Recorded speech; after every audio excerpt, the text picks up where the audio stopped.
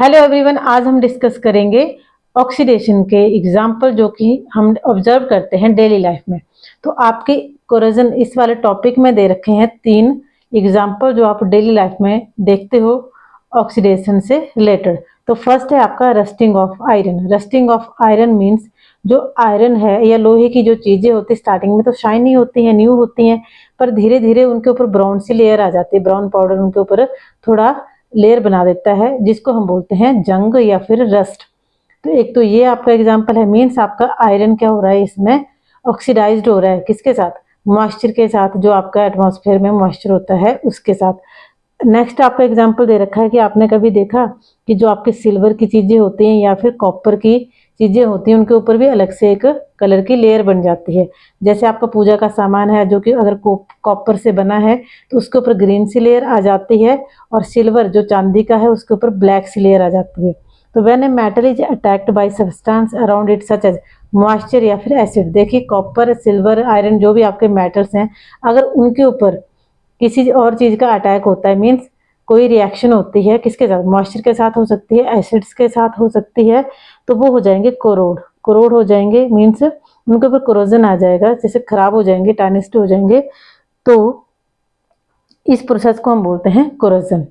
The black coating on silver and green coating on copper are other examples of corrosion. तो देखिए इस पूरे paragraph में ये आपको 3 चीजें याद रखनी है कि आयरन के ऊपर ब्राउन कलर का रस्ट लग जाता है, और सिल्वर के ऊपर ब्लैक कलर की लेयर आती है, कॉपर के ऊपर ग्रीन कलर की लेयर आती है, और तीनों ही होते हैं मॉइस्चर की वजह से। अब ये कोई भी मेटल किसका अटैक हो सकता है इसके ऊपर? देखिए एसिड का हो सकता है या मॉइस्चर का हो सकता है, और इस टाइप की प्रोसेस को हम बोलते हैं कोरोजन। कोरोजन मीन्स कोरोड होना, जिससे चीजें क्या हो जाए, खराब, है ना। नेक्स्ट है corrosion causes damage to car bodies, bridges, iron railings, ships and to all objects made of metal. देखिए जो भी मेटल से चीजें बनी होती हैं उसको डैमेज कर देता है कौन? कोरोजन। कार की बॉडी, कार के ऊपर भी देखा जो काफी टाइम तक ऐसे पड़ी रहती हैं कार्स, तो उनकी जो बॉडी होती है उसके ऊपर भी क्या लग जाता है? जंग। वैसे आपके ब्रिजेस अगर लोहे के बने हुए हैं, लोहे की अगर उसमें रॉड पड़ी हुई है तो वो भी खराब हो जाती हैं। आयरन रेलिंग, शिप्स वगैरह, है ना। नेक्स्ट आपका लिखा है corrosion of iron is serious problem. Every year an enormous amount of money is spent to replace damaged iron। देखो जो ये भी सारी चीजें जैसे ब्रिजेस हैं, आयरन रेलिंग्स है, शिप्स हैं, इनके ऊपर अगर जंग लग रहा है तो उन चीजों को क्या करना है? रिप्लेस करने में बहुत सारा पैसा खर्च होता है। एनॉर्मस अमाउंट मीन बहुत ज्यादा अमाउंट जो आपका खर्च होता है। You will learn more about corrosion in chapter 3। Chapter 3 में आप और इसके बारे में पढ़ोगे, ठीक है। और नेक्स्ट आपका है रेंसिडिटी। रेंसिडिटी भी है एक टाइप से ऑक्सीडेशन से रिलेटेड।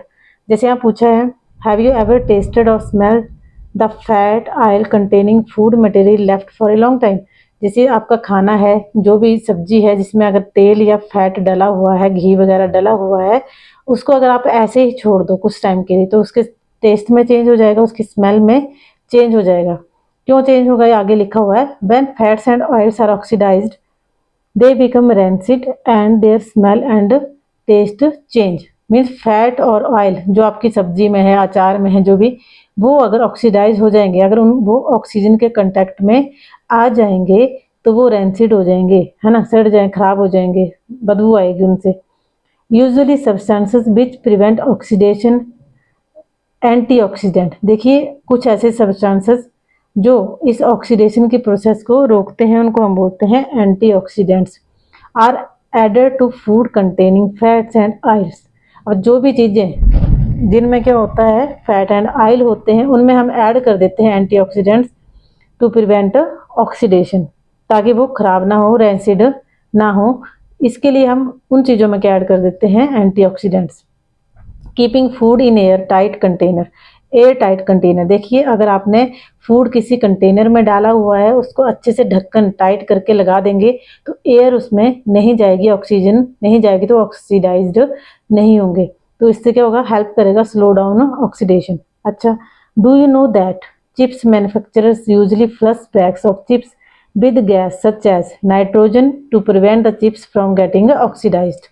देखिए जो चिप्स बने होते हैं उनके पैकेट्स में क्या, कौन सी गैस होती है? नाइट्रोजन की। जो कि आपकी चिप्स को ऑक्सीडाइज होने से क्या करती है, बचाती है। तो देखिए आपसे यहाँ से भी क्वेश्चन पूछ सकते हैं कि चिप्स के पैकेट में कौन सी गैस होती है, तो नाइट्रोजन गैस होती है। रेंसिडिटी क्या होती है, मीन्स ऐसे फूड जिनमें ऑयल एंड फैट होता है वो ऑक्सीजन के साथ रिएक्ट करके ऑक्सीडाइज्ड हो जाते हैं, थोड़े रेंसिड हो जाते हैं, स्मेल में चेंज हो जाता है, टेस्ट में चेंज हो जाता है। उससे बचने के लिए हम उनमें डालते हैं एंटीऑक्सीडेंट्स डालते हैं, ठीक है, जिससे वो ऑक्सीडाइज्ड ना हो। तो हमें इसके लिए एयर टाइट कंटेनर यूज़ करने चाहिए ऑक्सीडेशन से बचाने के लिए। तो ये था हमारा corrosion and rancidity. Okay, thank you.